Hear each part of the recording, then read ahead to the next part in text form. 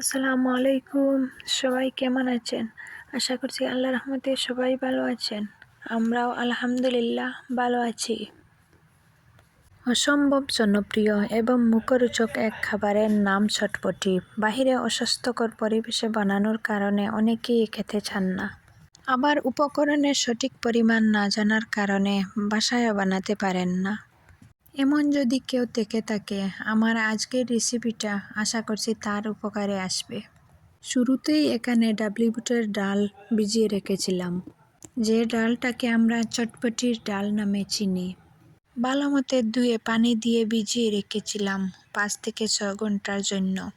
হাতে যদি সময় কম থাকে সেই ক্ষেত্রে গরম পানি দিয়েও ভিজিয়ে নিতে পারেন, এতে করে সময়ও কম লাগবে। আর এই যে দেখেছেন, ডালগুলো ফুলে দ্বিগুণ হয়ে গেছে, আর সেই সাথে একটু নরমও হয়ে গেছে। এতে করে আমার সিদ্ধ হতে সময়টাও কম লাগবে। একটা কড়াই বসিয়ে আগে থেকে ভিজিয়ে রাখা ডালগুলো দিয়ে নিয়েছি। তার মধ্যে দিয়েছি মাঝারি সাইজের একটা আলু।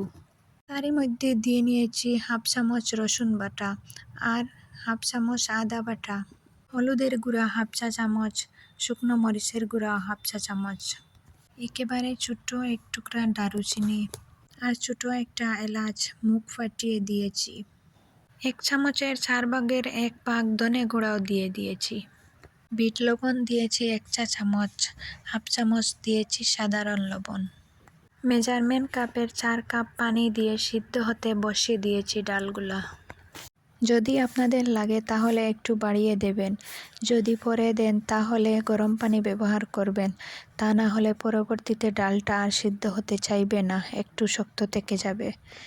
এখানে বড় সাইজের 3টা তেঁতুল টুকরো করে নিয়েছি। এই তেঁতুলগুলা একটু মিষ্টি, এ কারণে পরিমাণে একটু বেশি লেগে গেছে। এর মধ্যে ফুটন্ত পানি, ঠান্ডা নয় গরম পানি দিয়েছি হাফ কাপ।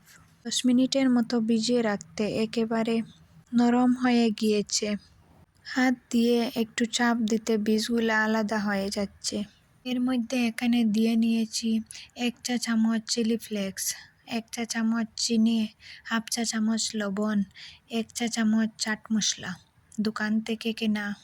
এদিকে আমার ডালটা সিদ্ধ হয়ে গেছে। আমি এই যে গরম মশলাগুলো দিয়েছিলাম ওটা তুলে ফেলেছি। এই গরম মশলাটা দিলে খুব সুন্দর হালকা একটা ঘ্রাণ আসবে, বাজারের কেনা চটপটির যেমন ঘ্রাণ। আবার শুধু হলুদ আর লবণ দিয়েও সিদ্ধ করে নিতে পারেন। আমি দেখেছি সেই ক্ষেত্রে ডালের গন্ধ থেকে যায়, খেতে খুব একটা ভালো লাগে না। আর এই যে দেখেছেন ডালটা একদম সিদ্ধ হয়ে গেছে। ওই যে আলুগুলা ওইগুলাকে একটু ভেঙে ভেঙে দিয়ে নিচ্ছি, এতে করে ডালটা একটু তকতকে হবে, খেতে ভালো লাগবে। আর ডালের উপরে ওই যে টকটা বানিয়ে রেখেছিলাম ওইটা দিয়ে দিয়েছি। একটা সিদ্ধ করা ডিম গ্রেট করে দিয়ে দিয়েছি।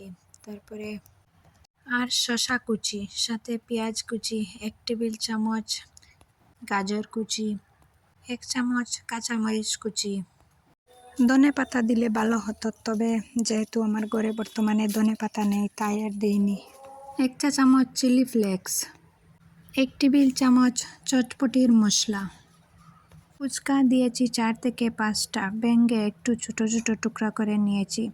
এই তো এই উপকরণই আমি দিয়েছি। চাইলে এর থেকে আপনারা কিছু বাড়িয়ে দিতে পারেন। এরপর নেড়েচেড়ে মিশিয়ে নিলেই হয়ে গেল মজাদার চটপটি। তেঁতুল যদি একটু বেশি টক হয় তো চিনির পরিমাণটা আর একটু বাড়াতে হতে পারে। কারোর জাল পছন্দ হলে জালটা একটু বাড়িয়ে দিতে পারেন বা কমিয়ে নিতে পারেন, এগুলো নিজের স্বাদ অনুযায়ী। বাকি উপকরণগুলি ঠিকঠাক করে রেসিপিটা করে নিতে পারলে ইনশাআল্লাহ বারবার খেতে চাইবেন। আমার আজকের ভিডিওটা যদি ভালো লেগে যায় প্লিজ একটি লাইক দিতে ভুলবেন না। আর আপনি যদি আমার চ্যানেলে নতুন হয়ে থাকেন আপনি চাইলে আমার চ্যানেলটাকে সাবস্ক্রাইব করে নিতে পারেন। আর ফেসবুক থেকে দেখে থাকলে ফলো দিয়ে দেবেন। আপনি যদি এই কাজটি অলরেডি করে থাকেন আপনাকে অসংখ্য ধন্যবাদ। আসসালামু আলাইকুম।